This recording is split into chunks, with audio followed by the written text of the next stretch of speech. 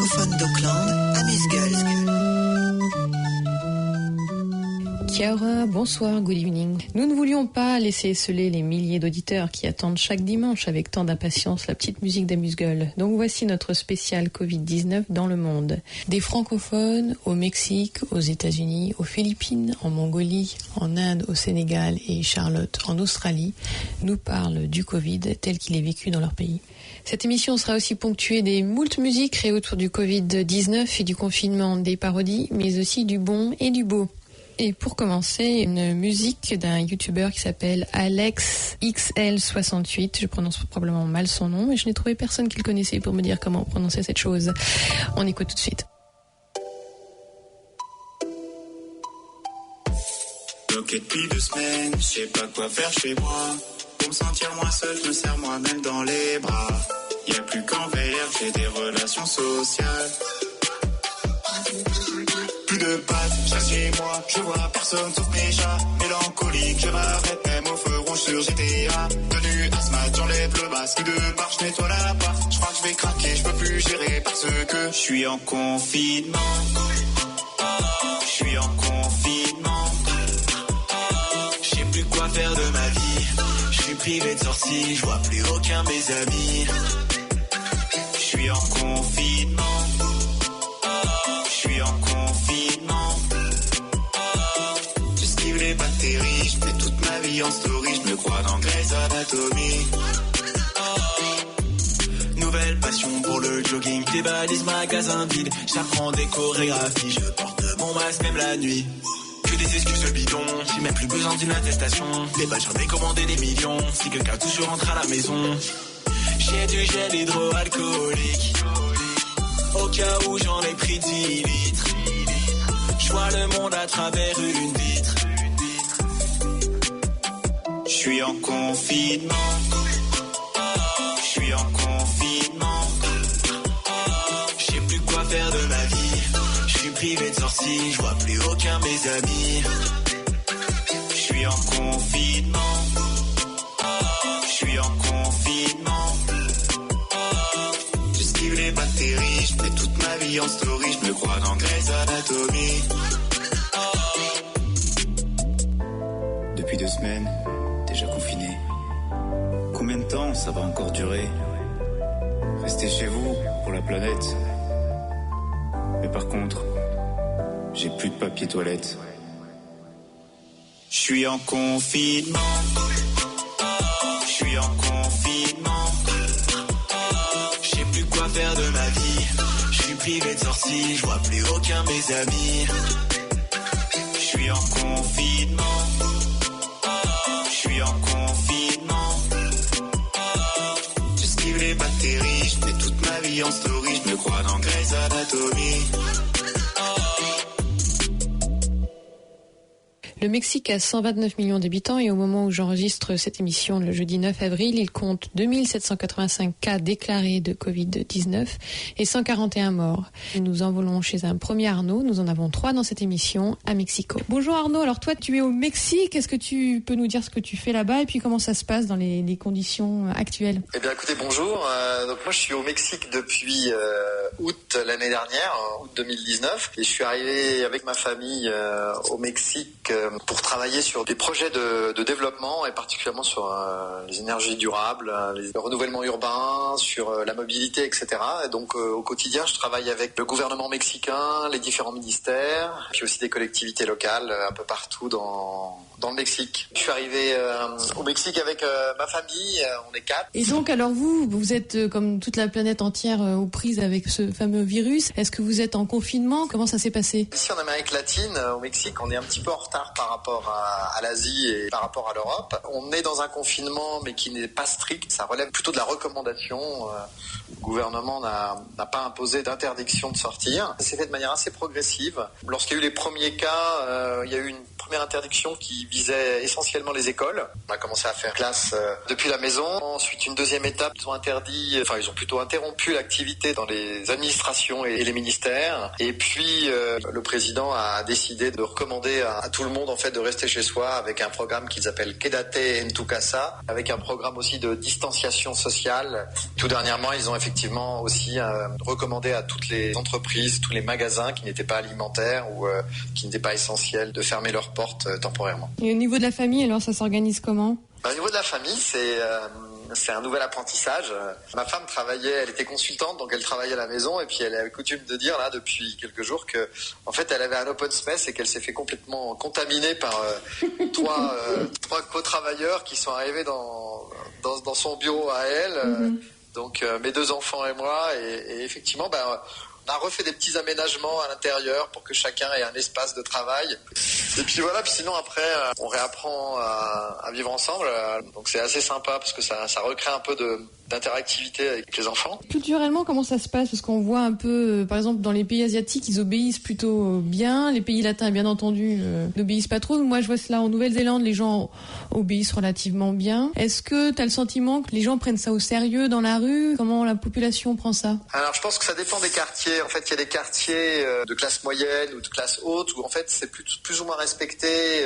Je pense que le gouvernement mexicain, à un moment, a été un peu ambigu en disant qu'en fait, ne voulait pas trop imposer de restrictions et en fait ça s'explique particulièrement au Mexique. Je pense que c'est peut-être un peu moins le cas en Europe, aux États-Unis ou en Nouvelle-Zélande. C'est que en fait ici tu as 56% des gens qui travaillent dans le secteur informel, c'est-à-dire qui sont pas déclarés, qui vivent au jour le jour. Tu as aussi en fait pas mal de gens qui sont payés tous les 15 du mois et donc ça rend les choses très difficiles parce que s'ils travaillent pas, ils reçoivent pas leur argent et donc ils ont pas les moyens forcément d'acheter ce qu'ils ont à manger le soir ou ce qu'ils vont manger demain. Et cette réalité assez dure socialement fait que même si les gens sont parfois souhaiteraient s'arrêter, ils n'ont pas forcément beaucoup de choix et donc tu vois, t'as des petits vendeurs de rue, des scieurs de chaussures, des vendeurs de fruits, etc. Même des musiciens qui passent dans la rue et qui continuent à jouer.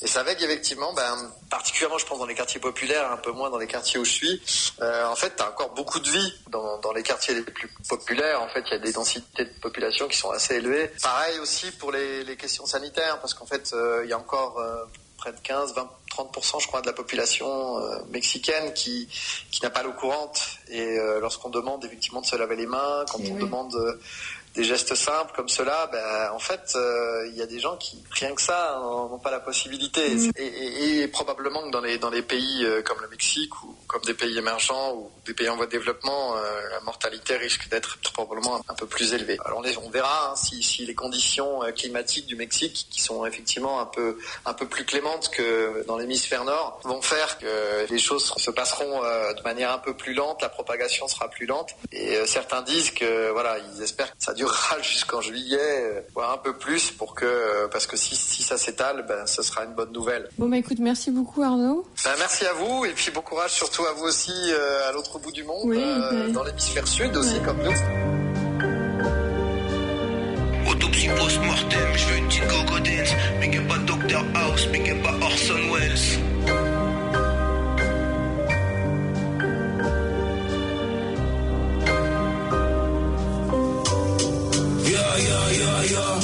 C'est pas une guerre, c'est un problème qui nous dépasse.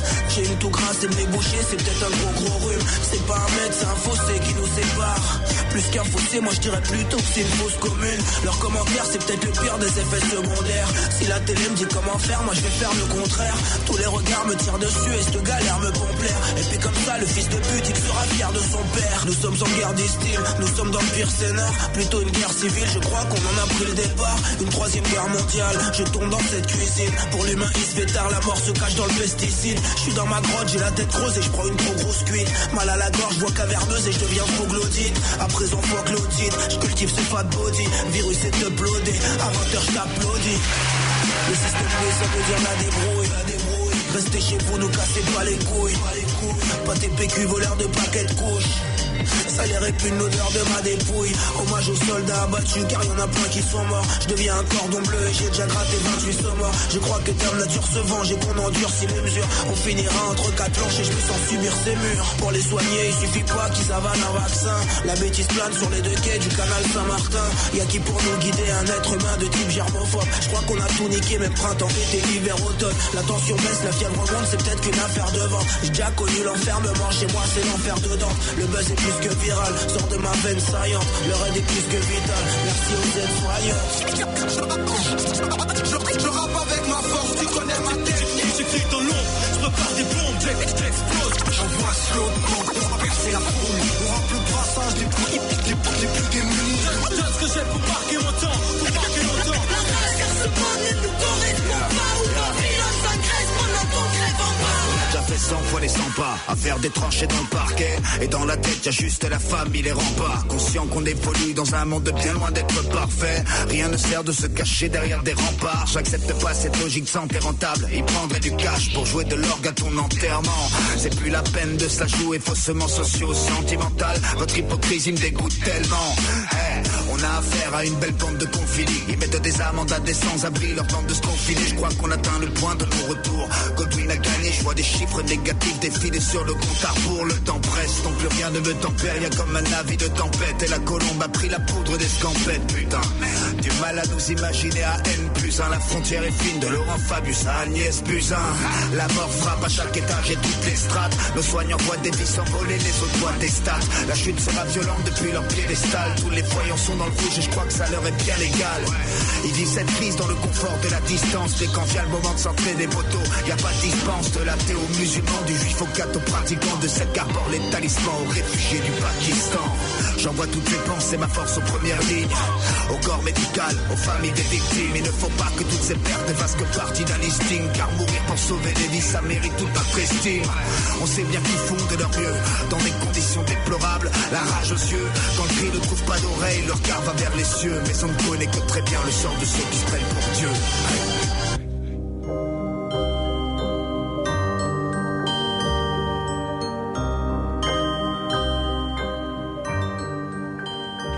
Voilà, magnifique collectif de rappeurs français, j'écoute ça en boucle depuis que je l'ai découvert. On écoute l'autre moitié du morceau après avoir écouté Floriane qui, elle, est aux États-Unis. Salut Floriane, alors toi t'es une ancienne New-Yorkaise parce qu'en fait t'as déménagé dimanche. Tu peux nous raconter comment ça se passe en ce moment avec le Covid-19 à New York ? En ce qui me concerne, le vendredi 13 mars, nous sommes allés au travail. Je travaille pour une grosse boîte. Ils ne savaient pas si on devait continuer à travailler ou pas. Ils ont eu une réunion avec tous les DRH. Et le vendredi 13 à 17h30, la DRH sort du meeting et elle nous dit ne revenez plus, restez chez vous. Donc moi je partais dans le New Jersey à ce moment-là. Heureusement j'avais pris des affaires pour la semaine. Mais bon, j'ai décidé du coup de déménager dans la semaine, quoi. J'ai donné mon préavis et j'ai réussi à trouver un camion, à trouver un box pour mettre toutes mes affaires. Parce que petit à petit, toutes les boîtes ferment, quoi. En l'espace d'une semaine, le nombre de cas a triplé. Et je pense que cette semaine-là, la semaine après du vendredi 13, je pense que ça aurait changé beaucoup de choses pour moi si j'avais été au travail. Donc tu travailles toi dans le maquillage et donc c'est une industrie j'imagine qui prend ça de plein fouet aussi. Complètement, parce qu'il y a plein de gens qui ont continué à travailler donc la semaine d'après le 13 mars. Mais non, déjà on s'approchait plus de nos collègues. On était déjà plus ou moins dans l'isolement au travail. On devait venir un jour sur deux avec une autre personne, mais bon, on essayait de limiter les contacts. Et puis au bout d'un moment, ils ont dit non, c'est fini, quoi. J'enseigne le maquillage, on commençait une nouvelle classe le 16 mars et on a dû annuler. On a essayé de rebondir à faire des cours en ligne et puis financièrement, ça ne valait pas le coup, donc on a tout annulé. Est-ce que vous avez le chômage là-bas quand vous n'avez pas de travail ? Alors moi, en ce qui me concerne, je suis toujours payée par la boîte.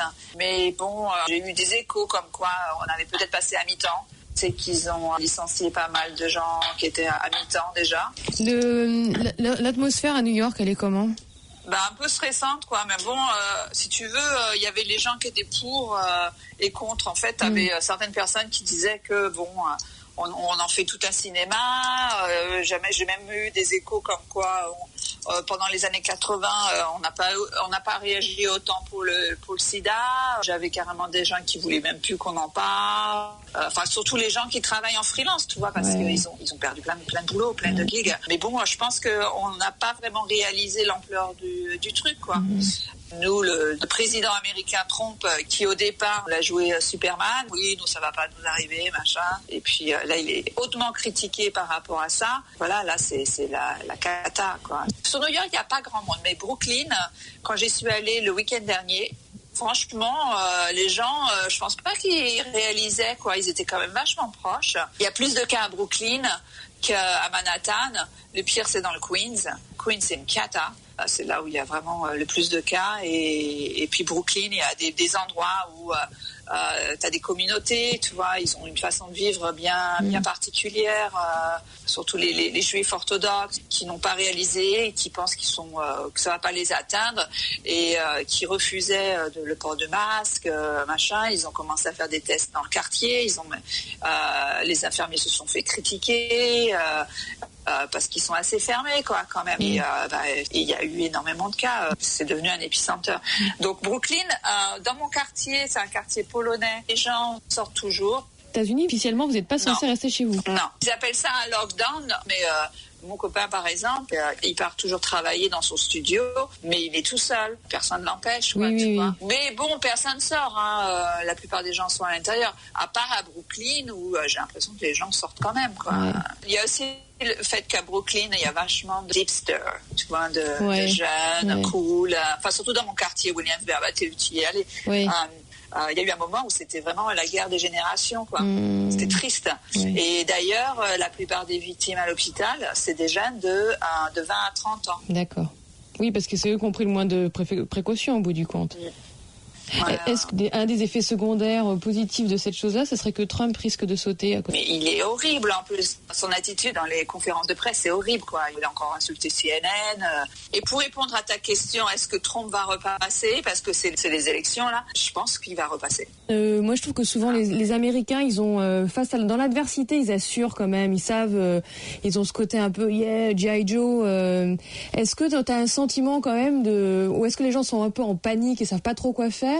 Ou est-ce que tu crois qu'ils vont retomber sur leurs pieds et mettre les choses en place? Parce qu'ils sont quand même assez efficaces dans tout ce qu'ils font. Et donc, face à un truc comme ça, en général, on attendrait d'eux justement d'avoir cette espèce d'unité nationale et puis de faire avancer la chose. Est-ce que tu as l'impression que ça va se faire, ça? Le gouverneur de New York a réagi super rapidement dès le départ, complètement à l'opposé de Trump. D'ailleurs, il a été critiqué par Trump parce que Trump a commencé à dire oui, il est toujours à la télé, machin, genre il fait ça pour son ego, alors que lui, il a tout de suite vu que ça allait être une catastrophe parce que New York, il y a une densité de la population qui est quand même, tu vois, exceptionnelle. Ouais. Ouais, et voilà, c'est ce qui se passe. Dans 2 semaines, on va atteindre notre pic. Ils ont commencé à monter des tentes dans Central Park. Ils ont utilisé le Javits Center pour un hôpital normal, quoi, pas spécialement pour coronavirus. C'est horrible, quoi. New York est complètement vide. C'est devenu... c'est presque la mort dans la rue, quoi, tu vois. Mais les gens réagissent, ils s'aident aussi. Au niveau des assurances maladie, parce qu'on est quand même un pays capitaliste, quoi. Moi, j'ai eu comme message, mon assurance va couvrir tous les frais médicaux par rapport au coronavirus, parce que c'est un truc nouveau, tu vois. Ah oui, c'est pas dans leur requirement. Mais maintenant, tu as des gens qui n'ont pas l'assurance. Les républicains, ils sont vraiment contre le régime socialiste. Donc là, ils sont obligés d'aider les gens, parce que les gens, ils sont sous la paille, quoi. Ils n'ont plus de boulot, ils ne peuvent plus rien faire. Tout le monde qui s'est inscrit au chômage, mais bon, il est très bas le chômage ici. Donc ils envoient un stimulus, ils vont envoyer un chèque aux gens qui gagnent en dessous d'un certain montant, mais c'est rien, quoi, tu vois, $1000 par mois, t'achètes rien, surtout à New York. Donc c'est vraiment histoire de calmer les gens, mais c'est une goutte d'eau, quoi. Donc ouais, si t'as pas d'économie, t'es dans la merde. Et qui c'est qui souffre? C'est les gens qui sont en bas de l'échelle. Les gens qui sont restés jusqu'au bout à travailler parce qu'ils n'avaient pas le choix, Moi, je voyais bien que j'ai tous les gens du Queens. C'est une grande population hispanique. Là, ne prenaient pas de précautions. Je suis même pas sûre qu'ils étaient au courant des news, quoi. Franchement, ils n'avaient pas l'air d'être au courant. Parce que tu as plein de gens qui ne parlent pas spécialement la langue, où ils n'ont pas la télé, où ils vivent dans des apparts avec plein de monde. Et puis, tu as plein de gens qui sont dans la rue aussi. Il n'y a pas d'asile ici. Tu as plein de gens qui sont dans les stations de train, qui vivent là-dedans et qui sont un peu fous, quoi, tu vois. C'est là où ils vivent et je suis pas sûre qu'ils comprennent, quoi. Tout d'un coup, il n'y a plus personne. La Manche, mais il n'y a plus personne. Qu'est-ce qu'ils vont devenir? Mais ici, ouais, non, c'est un peu marche où tu crèves, quoi. Malheureusement.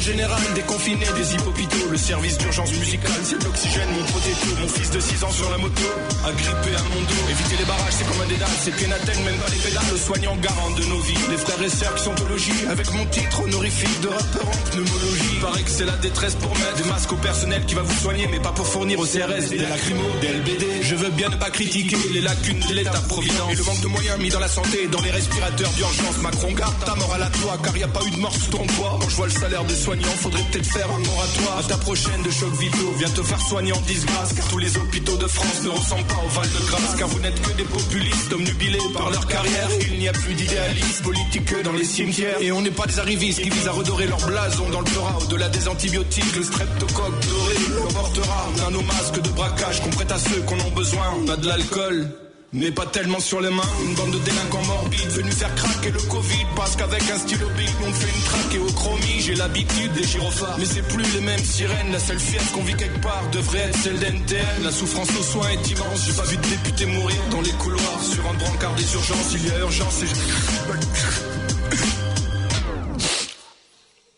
peut-être que l'irradiation des villes et la radiothérapie de la nature pour soigner un cancer hostile, faut que l'humain paye sa facture. Peut-être que c'est le drame dans les villes parce que vous êtes juste des fous débiles. Et lorsque l'humain disparaît, reviennent les loups de Tchernobyl. Je rappe avec ma force, tu connais ma tête. J'écris dans l'ombre, je prépare des bombes, j'explose. J'envoie slow, pour percer la foule. On rentre le brassage, les plus démunis. Donne ce que j'ai pour marquer mon temps, pour marquer mon temps. La rage car ce monde ne nous correspond pas. Ou Babylone s'engraisse, pas le concret en bas. On se retrouvera bientôt autour d'une taille en faisant des grosses bringues. Mais pour l'heure, il est temps de retrouver le bonheur dans des choses simples. Angoisse en petite surdose, l'ennemi est invisible. Les gens comprennent très bien ce qu'ils risquent depuis que le monde s'est mis sur pause. Mouvement de panique en grande surface car se joue notre vécu. Mais que tous ces égoïstes se momifient dans leur rouleau de PQ. On était prêts, moi j'y crois pas des masses. On rentre dans une sale phase, hélas la preuve nos hôpitaux vous ont dit pas les masses. Dites-moi ce qu'il reste en France dès que les sirènes s'entendent. Dites-moi si je rêve, dites-moi si je rêve qu'on n'était pas si près pour une si belle sentence. Ça fait quoi de se retrouver face à sa pire hantise? C'est pas le virus mais l'appétit de l'âme qui nous a pris en grippe. Nos vrais héros demandent à se faire entendre. Personnel médical qui lutte jour et nuit pour que la merde s'éloigne. Merci à ceux qui restent au front malgré la fièvre ambiante. Et dites aux inconscients qu'il y a pire prison que d'être chez soi. La bactérie joue de la batterie. Wow.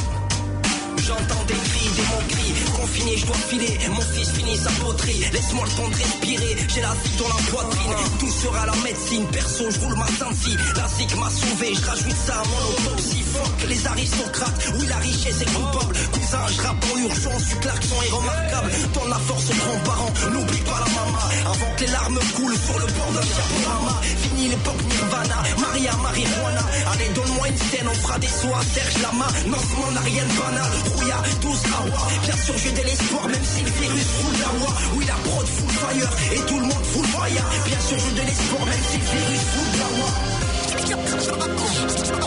Je rappe avec ma force, tu connais ma tête. J'écris dans l'ombre, je prépare des bombes, j'explose. J'envoie slow, pour percer la foule. On rentre le brassage, les plus démunis. Donne ce que j'ai pour marquer mon temps, pour marquer mon temps. La rage car ce monde ne nous correspond pas. Ou Babylone s'engraisse pendant qu'on crève en bas.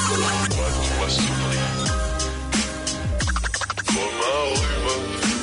Au coin de mon lit. Moi, tu m'as surpris.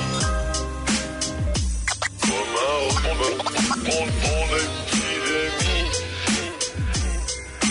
Moi, tu m'as surpris.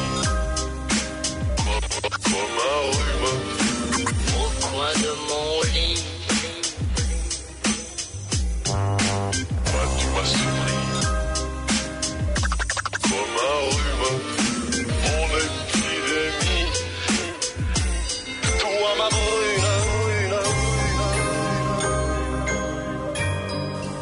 sommes plus ou moins égaux face à la maladie, nous ne le sommes pas face au confinement. Au Mexique comme aux Philippines, où nous allons retrouver David, une grande partie de la population vit au jour le jour. Comment ça se traîne au confinement quand au risque du coronavirus s'oppose celui de ne pas pouvoir manger tous les jours? Bonjour David, alors vous êtes aux Philippines. Est-ce que vous pouvez nous expliquer comment ça se passe autour de ce fameux virus? Eh bien écoutez, aux Philippines, le gouvernement a pris des mesures assez rapides dès les premiers cas. Enfin, les premiers cas sont apparus en janvier, en février, et malheureusement, ça n'a pas été tellement suivi d'action. Notamment, le gouvernement continuait, du fait du rapprochement géostratégique entre les Philippines et la Chine, laissait encore les touristes chinois venir aux Philippines, ce qui a été très critiqué par la suite. Mais ensuite, quand le nombre de cas a commencé à grandir de façon un peu exponentielle comme partout, là, ils ont pris des mesures très rapides. Donc, on est en confinement depuis le 12 mars, si je me souviens bien. Ça fait presque un mois déjà. Un confinement assez strict. Moi, j'habite, par exemple, dans un village composé de maisons individuelles, mais c'est des communautés qui sont gardées avec des portes pour rentrer dans le village. On n'a même pas le droit d'aller dans la rue ou de faire son jogging dans la rue de ce village fermé. Donc voilà, on est vraiment cantonné à la maison. Une personne par famille a le droit de sortir une fois par jour pour aller chercher à manger, des vivres. C'est quand même assez strict. Il y a des contrôles assez réguliers à la fois de la police du village et de la police extérieure. Donc un confinement assez strict. C'est assez bizarre de voir Manille comme ça, qui d'habitude est une métropole où il y a énormément d'embouteillages avec beaucoup d'activités très denses. Et là, d'un seul coup, évidemment, comme un peu partout dans le monde, tout est vide, tout est silencieux, le ciel redevient bleu. Alors vous avez un président, Rodrigo Duterte, qui est assez musclé. On connaît sa façon de parler assez directe. Il a été aussi assez direct en ce qui concerne le Covid, non? Ah oui, il a été très très direct. Très récemment, il a même dit à la police qu'il pouvait presque tirer à vue sur les gens qui ne respectaient pas les règles et qui continuaient à sortir. Alors c'était évidemment surtout à destination des bidonvilles et des quartiers pauvres de la ville, parce que c'est là qu'évidemment les gens, malheureusement, pour survivre, sont un peu obligés de continuer à sortir et d'essayer de gagner leur vie. Donc bon, ça a été très très mal perçu dans la population en général. Mais bon, ils continuent à avoir des taux d'approbation assez paradoxal. Les Philippins, comment ils réagissent? Les Philippins, culturellement, ils ont plutôt tendance à respecter les règles. Il y a pas tellement de... Enfin, vraiment, les rues sont vides, quoi. On voit très très peu de monde se balader. Après, c'est un pays extrêmement inégal, avec faible partie de la population qui gagne décemment sa vie, donc qui elle, n'a pas de problème pour rester confinée. Mais il y a évidemment une grosse majorité de la population qui vit au seuil de pauvreté ou en dessous, et pour laquelle c'est évidemment une autre paire de manches, qui vivent avec toute leur famille dans des appartements très petits et qui sont obligés de sortir, encore une fois, pour essayer de gagner suffisamment de quoi manger dans la journée, quoi. Donc, est-ce que le nombre de cas et de morts diminue? Alors c'est très difficile à dire parce qu'ils font très peu de tests. Donc officiellement, on est à peu près à 2000 cas, entre 2000 et 2500 cas, je ne sais plus le chiffre exact, mais je pense qu'il y a beaucoup plus. Pareil pour le nombre de morts, les morts sont recensés principalement en milieu hospitalier et dans les bons hôpitaux de Manille, qui sont quand même assez limités. On faisait le compte, il doit y avoir à peu près 2500-3000 lits en tout et pour tout dans ce qu'on appelle les bons hôpitaux avec des standards internationaux de Manille. Donc évidemment, c'est très très limité et réservé aux populations qui ont les moyens. Après, dans les petits hôpitaux de quartier et les hôpitaux publics, à mon avis, le décompte se fait pas efficacement, ou alors ils le font pas du tout. Je pense qu'il y a beaucoup de décès qui doivent avoir lieu dans les quartiers pauvres ou défavorisés de Manille et qui sont même pas comptabilisés. Donc c'est vraiment très difficile de savoir. Le confinement strict qui est prolongé jusqu'au 30 avril, à mon avis, le prouve, c'est que les autorités sont bien conscientes qu'en fait le problème est beaucoup plus large. Enseigner, tout était pourtant bien programmé. Tableau et planning dans la cuisine. Toi mon petit gars, tu vas pas chômer. Enseigner, c'est quoi ce problème de connexion? Papa galère, va en récréation. Et calme ta sœur, je vais pas y arriver. Pronote, ENT, moi je préférais les cahiers. Au siècle dernier, faut tout imprimer. J'ai plus d'encre, j'ai plus de papier. Enseigner, on fait rien de ce qu'était prévu. Dictée, histoire ou mathématiques, faisons plutôt et travaux pratiques. Dessine un pangolin qu'on enverra aux soignants. Ils seront contents. Va jouer avec ta sœur, laisse-moi tranquille pendant 1 heure. Enseigner.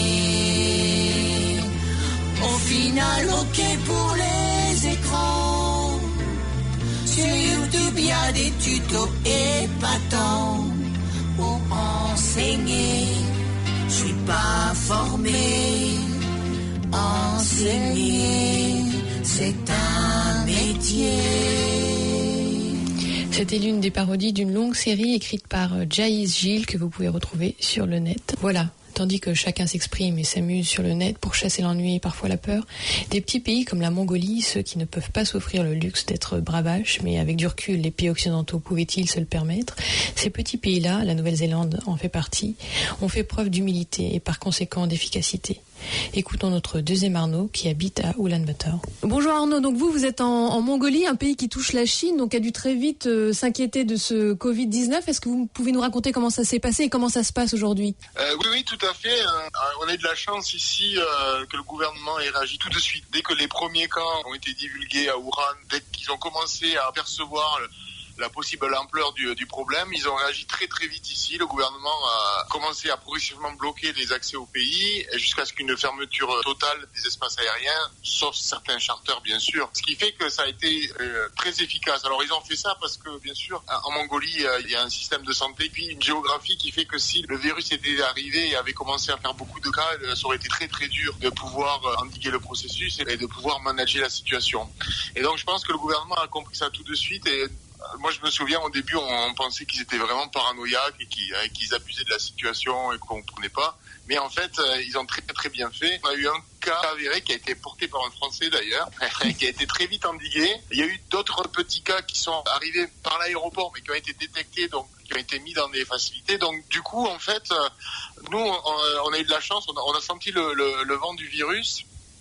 Mais on n'a pas été trop affecté. Le seul problème, c'est que le pays est complètement bloqué. Il y a eu une période de confinement à l'intérieur même du pays? Il n'y a pas eu de confinement. Il y a eu des recommandations de rester à la maison. Il y a eu le port du masque. Ils ont fermé les écoles, les salles de sport, les salles de réunion, tous les événements. Il y a par exemple Nouvel An mongol, qui est un très important événement ici, qui a été pas supprimé parce que c'est impossible de le supprimer, mais tous les événements liés à ça ont été supprimés. Donc pendant près de 3 semaines, il y a eu ces mesures qui ont été mises en place. Et encore maintenant, par exemple, les bars doivent fermer à 10h, les salles de sport, les saunas, tous les événements culturels sont fermés. Mais on peut sortir dans la rue, on va au bureau, on doit juste porter le masque. Parce qu'il y a eu ces mesures-là. En fait, c'est pas parce que les mesures ont été strictes, que les mesures ont été prises très rapidement. Comme on sait l'exponentialité de la propagation du virus, si ces mesures-là sont pas prises rapidement, en fait, ils ont pris des très bonnes décisions au bon moment. Les enfants se tournent à l'école ou les écoles sont encore fermées? Non, pas encore. À la fin du mois, les écoles devraient rouvrir.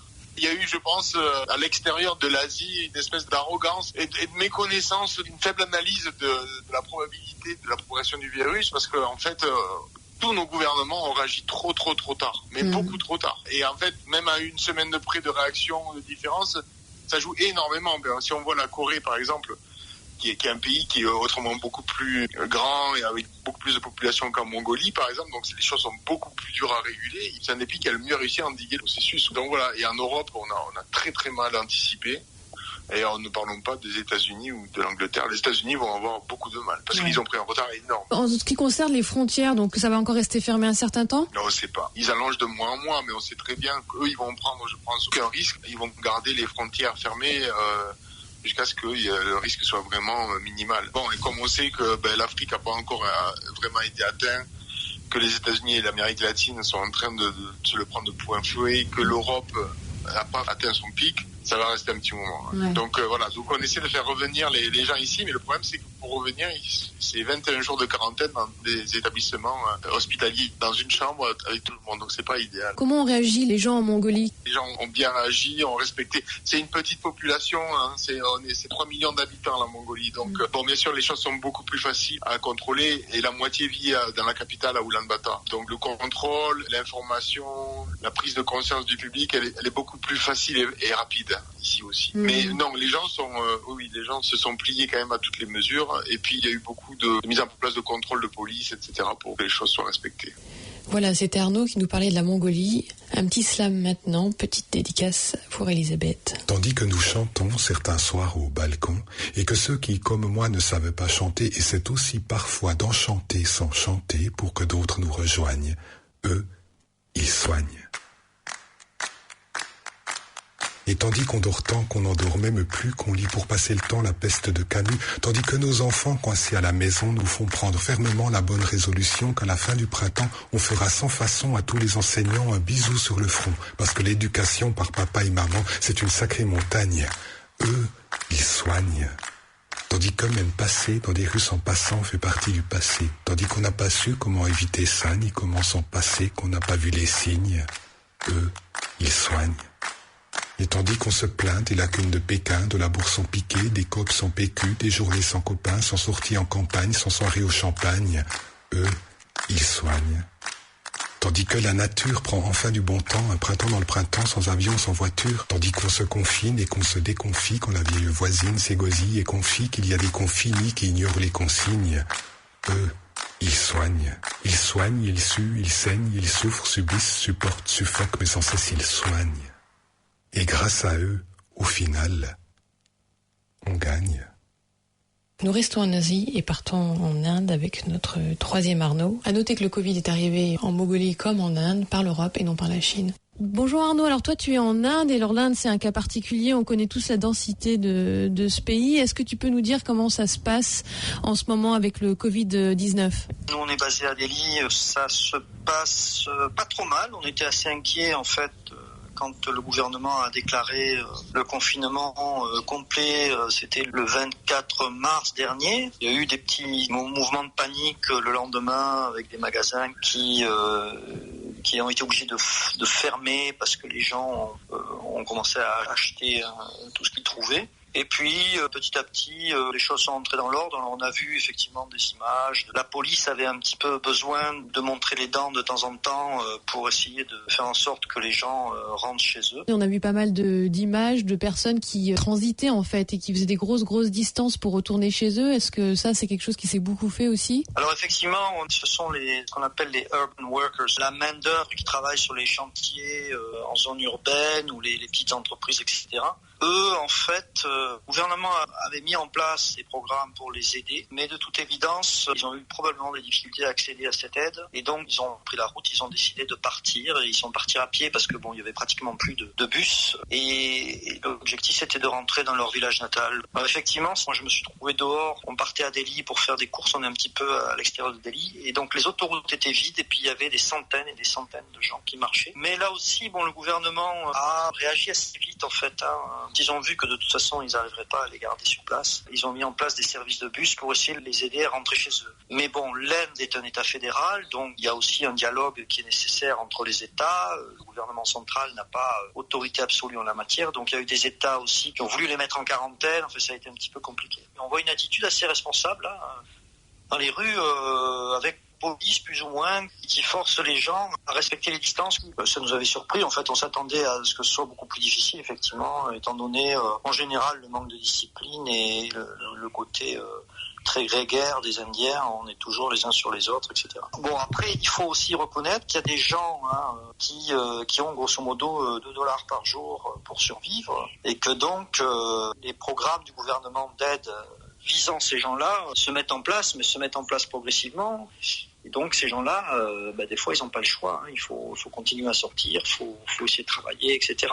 Alors ça fait partie, entre autres, de ceux qui ont qui ont essayé de rentrer chez eux pour se mettre à l'abri parce qu'ils n'arrivaient pas à accéder à cette aide via les comptes en banque, via des applications mobiles, etc. Et eux n'étaient pas forcément répertoriés. Les New Delhi, c'est une ville qui fourmille en temps normal. Est-ce que c'est beaucoup plus calme? Oui, la ville est déserte, ça s'est jamais vu. Et puis surtout, la pollution a diminué pratiquement complètement, quoi. Donc, alors que Delhi est une des villes les plus polluées au monde. On a un horizon clair, la nature a repris ses droits, on voit des pans qui marchent sur les routes à Delhi, donc c'est assez rigolo. Il y a des villages en fait qui sont à 200-250 km de l'Himalaya, où le matin quand ils se lèvent, ils voient l'Himalaya. Et les gens qui sont aujourd'hui très vieux disent nous on n'a jamais connu ça. Ce qui est très intéressant, je pense, pour eux et pour la population indienne en général, ça leur offre une fenêtre en fait sur ce que pourrait être leur pays, leur ville, si ces problèmes étaient contrôlés. Je pense qu'ils ne l'ont jamais connu. Ils ont toujours vécu dans cette pollution, surtout la génération qui a aujourd'hui 25 ans. Donc là, soudainement, ils ont cette opportunité-là et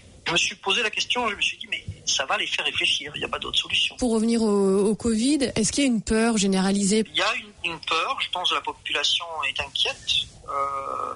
Et on voit dans les zones en fait où il y a ces foyers de contamination, on a vu à la fois le gouvernement ou disons les gouvernements municipaux placarder des affiches sur les maisons des gens qui sont contaminés, que ça nous a rappelé des choses qui n'existent plus depuis longtemps. Ils envisagent aujourd'hui de complètement fermer, c'est-à-dire c'est même plus du confinement, c'est qu'ils vont fermer des zones entières. Plus personne n'a le droit d'entrer ni de sortir, un petit peu ce qui s'est passé à Wuhan, dans les zones les plus contaminées en fait, parce que tous les districts ne sont pas contaminés, on ne sait pas pourquoi, mais il y a des zones comme ça. Et donc ils sont en train de réfléchir à ça. Donc oui, il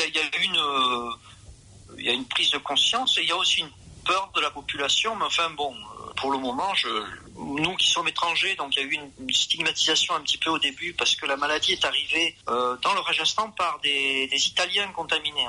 D'accord. Est-ce qu'il y a des régions qui sont encore indemnes? Il y a des États où il n'y a pratiquement rien, quoi. Quelques cas seulement, apparemment identifiés.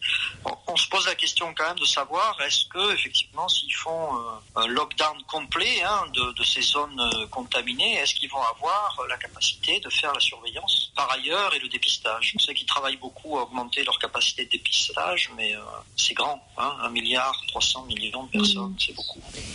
Les Indiens sont pas toujours très disciplinés, mais dans ce cas-là, justement, j'étais agréablement surpris. Le gouvernement les a travaillés un petit peu sur la fibre nationalistique, donc c'est quelque chose qui les a toujours touchés, ça, le côté nationaliste. Donc il faut bien se comporter parce que la nation est en péril, etc. Donc au final, on n'a pas une superbe discipline, mais on a un bel effort, on dira. J'ai une dernière question. Est-ce que les frontières ont été fermées, comme ça a été le cas dans pas mal de pays? Alors les frontières indiennes, ils ont fermé les aéroports, c'est-à-dire qu'il n'y a plus aucun avion international, sauf des avions d'évacuation spéciaux, mais plus aucune ligne commerciale n'atterrit en Inde et puis aussi il n'y a plus aucun avion domestique. L'Inde, c'est plein de pays, c'est tous ces États, il faut arriver à contenir et chacun a un gouvernement autonome, ils essayent de contenir un petit peu la contamination, donc ils ont arrêté complètement les lignes domestiques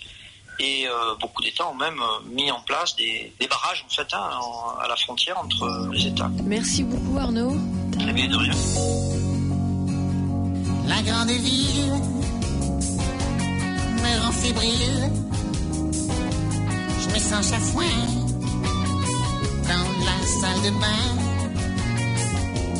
Y'a rien qui change, même les infos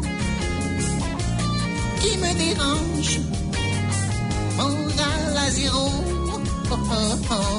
Je fais à bouffer devant la télé. J'ai le cafard, je suis dans le brouillard. Si on sortait,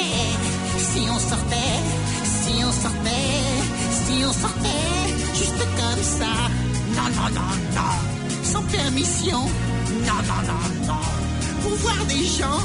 Non, et sans raison. Si on sortait,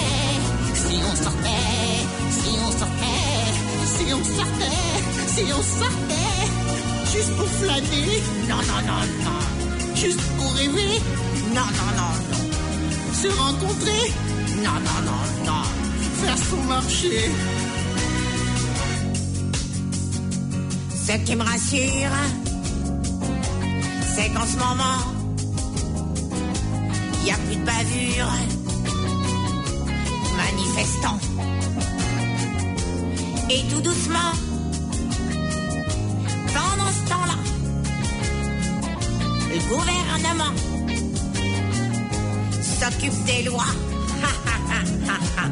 Dans mon salon, je tourne en rond.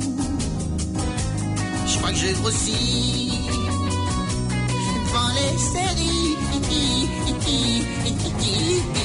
Si on sortait, si on sortait, si on sortait, si on sortait, juste comme ça. Non, non, non, non, c'est le printemps. Non, non, non, non, se faire des bisous.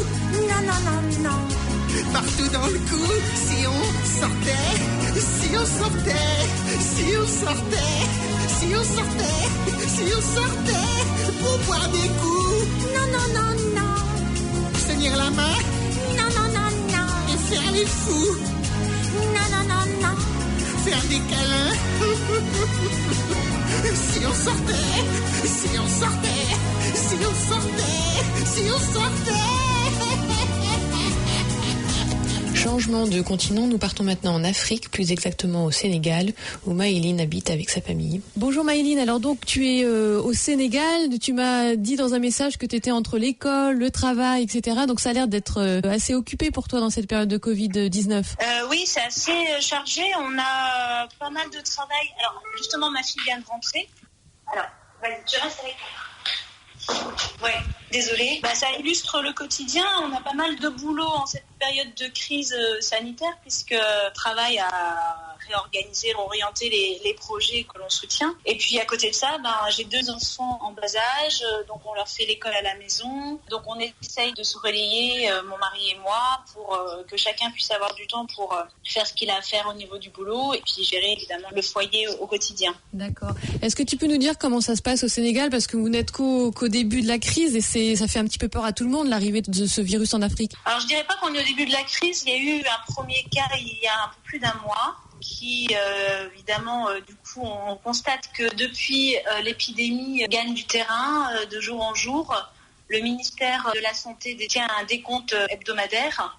Et le gouvernement a pris des mesures assez tôt, en fait, déjà en relayant largement les gestes barrières. Et un état d'urgence sanitaire a été décrété il y a de ça 2 semaines maintenant, qui va se prolonger plusieurs semaines.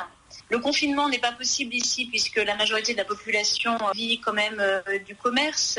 Évidemment, l'économie informelle pèse énormément dans l'activité économique du pays.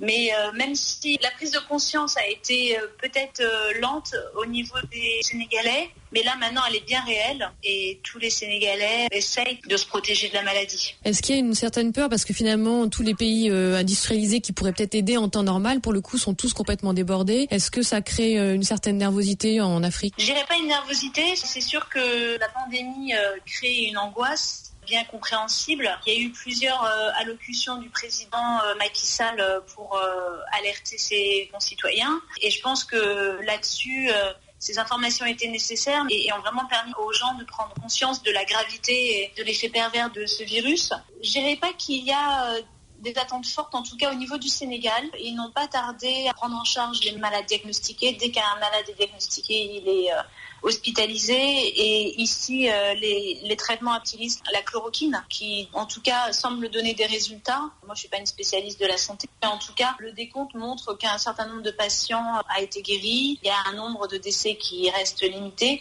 Mais à vrai dire, on ne connaît pas du tout l'ampleur de la maladie ici, puisqu'il n'y a pas du tout de campagne de tests massive pour dépister la présence du coronavirus. Dans certains pays africains, il y a des tests qui sont faits de façon assez extensive. Est-ce que c'est une question de budget ou politique, ou est-ce que tu sais comment ça se passe pour ces tests? Pour moi, l'hypothèse tient plutôt à une question de budget, parce que effectivement, avoir un stock important de tests, que tous les pays d'ailleurs, qu'ils soient africains ou autres, n'ont pas. Et puis après, il y a une question aussi politique. On voit bien que dès lors que les chiffres sont connus, en tout cas le nombre de personnes diagnostiquées donne la mesure du problème. et ça peut faire peur. Donc je pense qu'il y a quand même aussi au Sénégal la volonté de vouloir maîtriser l'information, de dire ce qu'il faut dire pour que le message passe et en même temps de ne pas en dire trop pour éviter un phénomène de panique. Macron a dit que si tu cours sans petit papier, tu vas payer 135 balles, c'est ce que tu vas cracher. Si t'as la poisse, reste enfermé. J'ai vidé ma cave de bouillie afin de gérer mon isolement. 15 jours enfermés avec mon mari, le chien, le chat et les enfants. Au petit matin, après avoir tout vu, m'est apparue la solution. Aussitôt sur WhatsApp, j'ai couru parler à tous mes potes sur ce ton. Mes chers amis, je vous le dis, chantez donc avec moi ce qui suit. Je vais péter un plomb si je ne peux pas sortir ce soir. Péter un plomb, on va péter un plomb. Je vous le dis, je vais péter un plomb si je ne peux pas sortir ce soir. Péter un plomb, on va péter un plomb. Aujourd'hui, l'apéro est devenu péché mortel. La seule solution, c'est le gin virtuel. Je vais péter un plomb si je ne peux pas sortir ce soir.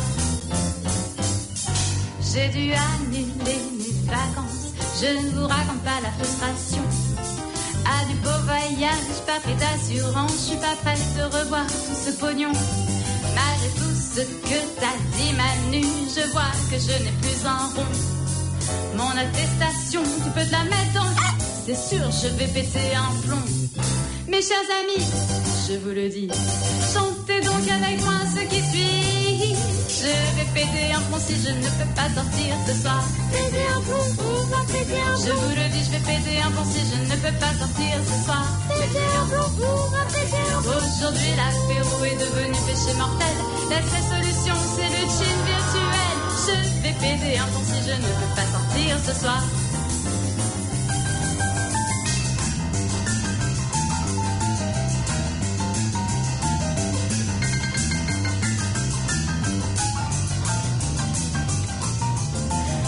Je vais péter un plomb de Marie-Laure Célis, une autre chanson sur le confinement. Dernière étape dans notre voyage autour du monde, vous remarquerez que nous ne nous sommes pas arrêtés en Europe, l'Australie à Perth, où Charlotte nous décrit la confusion qui règne en ces temps de Covid-19. Salut Charlotte, alors toi t'es à Perth en Australie, tu peux nous dire comment ça se passe là-bas ? Eh ben, je trouve que c'est vraiment bizarre avec tout ce qui se passe en Nouvelle-Zélande et en France. C'est-à-dire que nous, on est en état d'urgence. État d'urgence, ça veut dire quoi ? État d'urgence, ça veut dire que petit à petit, ils ferment des établissements. Donc, les restaurants sont fermés. Il n'y a que les plats emportés comme service. Et puis, ils ont fermé les bibliothèques, les piscines. Maintenant, depuis 2 jours, je crois, on ne peut pas être à plus de 2. C'est-à-dire dans un parc, etc. Mais il y a 2 jours, j'étais à vélo et puis je suis passée à côté du parc, à côté de chez moi. Il y avait tous les gosses qui étaient sur le playground. Les enfants vont toujours à l'école, tous en train de se toucher, etc. Au parc, c'est pareil. Donc hier, ils ont balisé le parc et puis quand je suis repassée, en fait, ils ont enlevé les balises, ils ont mis des plots à l'entrée du toboggan, par exemple. Je trouve que c'est du grand n'importe quoi parce qu'ils... par exemple, ils ont dit il y a plus de... Les coiffeurs sont fermés. Donc, ils avaient une date et une heure pour la fermeture des coiffeurs. Mais les barbiers sont ouverts. Donc, je comprends pas. Donc, les hommes peuvent se faire coiffer et raser. Mais les femmes, elles peuvent pas. Alors, soi-disant, c'est parce que les femmes passent plus de 30 minutes. Et les hommes, moins de 30 minutes. Supermarché à côté de chez moi. Et en fait, il y a le barbier qui est ouvert. Et puis, le loto aussi. Parce qu'évidemment, le loto, c'est une grande nécessité. Parce qu'en fait, ils font pas pharmacien en même temps. Ils font juste le loto. Et puis, ils vendent des stylos. Et puis, je sais pas, des enveloppes. Enfin bon. Donc, ça non plus, je comprends pas. Parce que c'est pas une nécessité. Les distances... alors, on nous dit qu'il faut être à 1,5 mètre l'un de l'autre. Mais dans les supermarchés, les gens respectent pas. Il n'y a plus de papier toilette depuis des semaines, il n'y a plus de pâtes depuis des semaines, plus de farine, plus de sucre, enfin plus rien. Les bus, il y en a de moins en moins. Les théâtres et casinos étaient fermés il y a je sais pas, 4 semaines. Moi, ça fait 4-5 semaines, j'ai plus de boulot. Les gens qui n'ont pas de boulot, ils sont aidés financièrement par l'État et il faut prouver qu'on fait une recherche de travail. Et donc, ça peut être de l'aide au logement pour payer ses factures, etc. C'était pas permis aux Néo-Zélandais. Est-ce que c'est permis aux Néo-Zélandais que pour l'occasion? Il y a deux types de Néo-Zélandais, c'est-à-dire qui sont reconnus en Australie. Il y a les Néo-Zélandais qui sont en Australie depuis 2001, il y a une date précise, et moi je suis arrivée en fait après. Donc ceux qui sont arrivés après, ils n'ont pas le droit aux aides. Mais on peut aussi bénéficier d'aide si on a un enfant qui est né sur le territoire australien. Moi, j'ai pas d'enfant, donc j'ai droit à absolument rien. Et là, ça s'est débloqué il y a 2 jours. On peut avoir de l'aide. Cette aide, c'est juste pendant la période du Covid ou... Non. Avant, c'était attribué aux Néo-Zélandais automatiquement lorsqu'ils perdaient leur travail en Australie. Mais il y a eu beaucoup d'abus, donc ils ont décidé d'arrêter. Les Australiens, t'as l'impression qu'ils réagissent comment? C'est les deux extrêmes, c'est-à-dire ceux qui, jusqu'à la semaine dernière, allaient dans les bars. Et c'est ça, je comprends pas, c'est pourquoi partout dans le monde, les gens sont confinés finalement. Et ici, on nous demande de s'isoler si on peut, mais les bars et les restaurants sont toujours ouverts. Et après, le gouvernement se plaint en disant à la population, oui, vous respectez pas l'isolation si vous pouvez, mais si les bars sont ouverts, les gens, évidemment, ils sont tentés d'y aller en se disant, mais de toute façon, on va être confinés bientôt, autant y aller. C'est la pire des choses, on aurait dû tout fermer.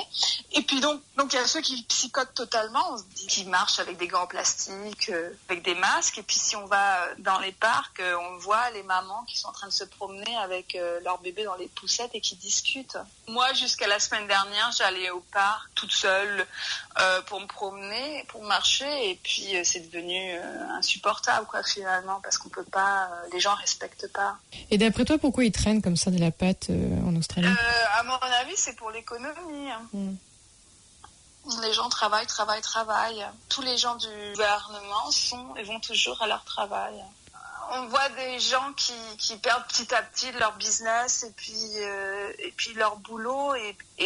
Alors ce qui est bizarre, c'est que voilà, nous à la maison, on est 3. Donc moi, je travaille principalement dans l'événementiel. Il y a ma coloc qui est fleuriste et sa fille de 21 ans qui travaille dans un supermarché. Maintenant, c'est elle qui gagne le plus dans la maison. Une étudiante qui travaille au supermarché qui se voit mais attribuer vachement d'heures de travail.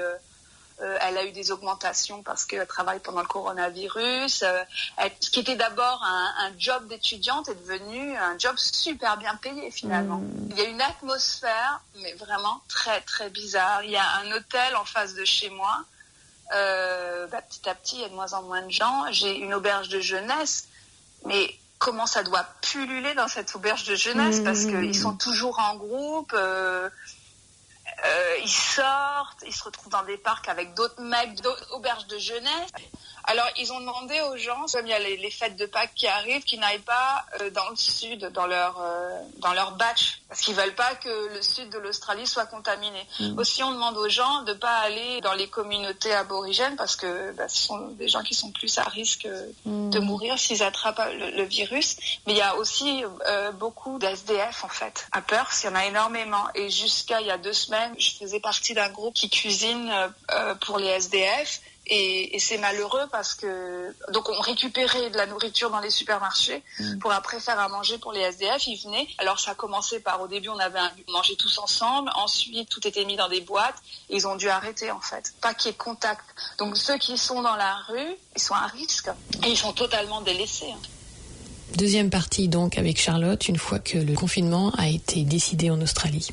Il y a un article qui est sorti qui est bien représentatif de la situation, Charlotte, non? Donc je suis tombée sur un article qui est paru dans le Guardian la semaine dernière et je sais pas si vous savez, l'Australie c'est super grand et c'est divisé entre le New South Wales, Victoria, Queensland, Tasmania, Australian Capital Territory, Western Australia où je suis et South Australia et Northern Territory. Et The Guardian, justement, répond à certaines questions comme est-ce que pendant la période de confinement, Est-ce que je peux aller rendre visite à mon petit ami? Est-ce que je peux faire du babysitting? Est-ce que je peux promener mon chien ou faire une promenade, etc. Et en fait, ils étaient obligés de passer par chaque coin d'Australie pour dire dans telle partie, oui, vous pouvez, dans l'autre partie, vous ne pouvez pas. Ce qui devient un vrai cauchemar, en fait, pour savoir ce qu'on a le droit de faire et pas de faire. Donc, je vous avais expliqué que tout était fermé, les piscines, les bibliothèques, etc. Et maintenant, par exemple, je n'ai pas le droit d'être dans la voiture de quelqu'un avec qui je n'habite pas. Et si je lis les conditions, je peux éventuellement, si c'est mon partenaire, même si on n'habite pas dans la même maison. Donc, vous imaginez que lui, s'il habite dans une maison avec d'autres personnes et que moi, j'habite dans une maison avec d'autres personnes et qu'en plus, lui, il a toujours le droit d'aller travailler, enfin bon, ça n'a aucun sens, finalement. Il y a des gens qui se prennent des amendes, comme par exemple une fille qui est allée conduire avec sa mère parce qu'elle a passé son permis de conduire et elle s'est chopée une amende, je crois, de $200. Et il disait, mais vous dites qu'on a le droit de conduire. Ah, mais oui, mais seulement si c'est pour un cas de nécessité ou d'urgence. Ouais, d'accord. Donc c'est vraiment pas très clair. Donc... Pour les permis de conduire, c'était pareil, non? Voilà, c'était pour les permis de conduire. Donc ici, en Australie occidentale, on peut, mais dans d'autres régions, on peut pas. En fait, ça devient du grand n'importe quoi, à tel point que j'ai une copine qui habite à Perth et qui a sur Facebook a dit j'en peux plus d'être chez moi, j'ai 2 gosses, on a juste envie d'aller se promener, mais pas là où il y a du monde. Où est-ce que je peux aller? Et personne ne peut. Alors, je lui ai envoyé l'article et personne, parce que les règles changent constamment tous les jours. Je veux dire du grand n'importe quoi, au lieu de faire une règle pour tout le monde dans tous les États. Donc en Tasmanie, là où ils sont le moins touchés, bon ça va, ils peuvent sortir, ils peuvent faire certains trucs. Ici, tout le monde a la peur de se prendre une amende. Sauf qu'ils nous disent qu'on peut quand même contester l'amende à la discrétion de la police. Donc c'est-à-dire qu'on peut leur écrire et expliquer. Et on pourrait éventuellement faire sauter l'amende. C'est ce que ça laisse sous-entendre, en fait. Donc, par exemple, une grand-mère peut aller voir son petit-fils. Un petit ami peut aller voir sa copine. On peut déménager aussi. Alors, ça, c'est en Australie occidentale, alors que dans d'autres régions, on ne peut pas. Merci aux âmes exploratrices, étoiles voyageuses qui ont partagé avec nous leur expérience aux 4 coins du monde. Arnaud au Mexique, Florian à New York, Arnaud à Ulaanbaatar, David à Manille, Arnaud à New Delhi, Maëline à Dakar et Charlotte à Perth. On se retrouve la semaine prochaine. Je vous laisse en compagnie de Sam pour une dernière chanson sur le confinement. À bientôt.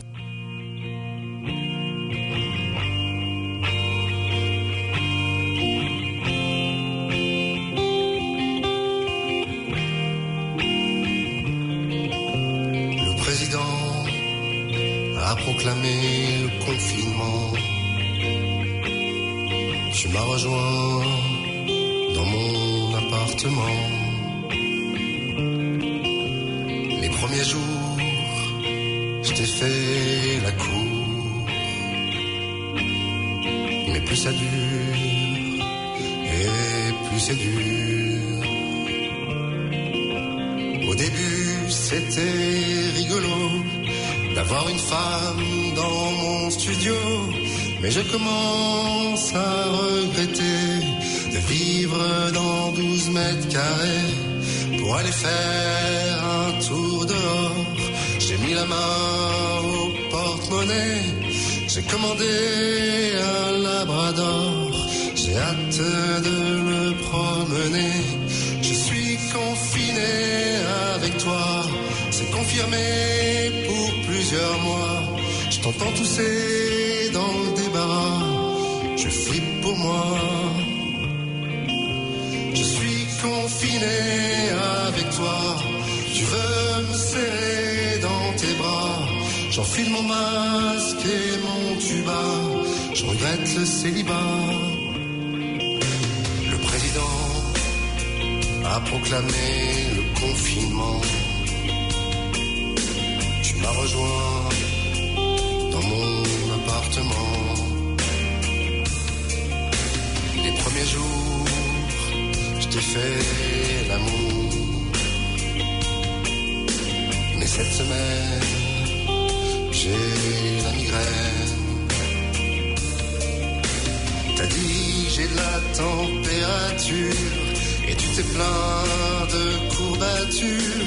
J'ai dû prendre des mesures plastique. Je t'ai recouverte de plastique. T'as réagi avec violence. J'ai pris peur et voyant ta tête, j'ai décrété l'état d'urgence. Je t'ai enfermé dans les toilettes. Je suis confiné avec toi. C'est confirmé pour plusieurs mois. Je t'entends tousser derrière la porte. Je veux pas que tu sortes. Je suis confiné avec toi. Tu me dis j'ai faim, ouvre-moi.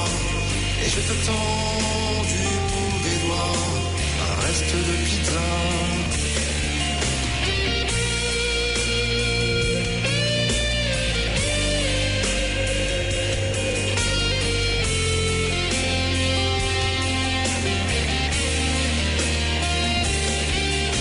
Je suis confiné avec toi. C'est confirmé pour plusieurs mois. Je t'entends tousser dans le débarras. Je flippe pour moi. Je suis confiné avec toi. Tu veux me serrer dans tes bras. J'enfile mon masque et mon tuba. Je regrette le célibat. Le président a prolongé le confinement. Je t'ouvre la porte, tu me réconfortes.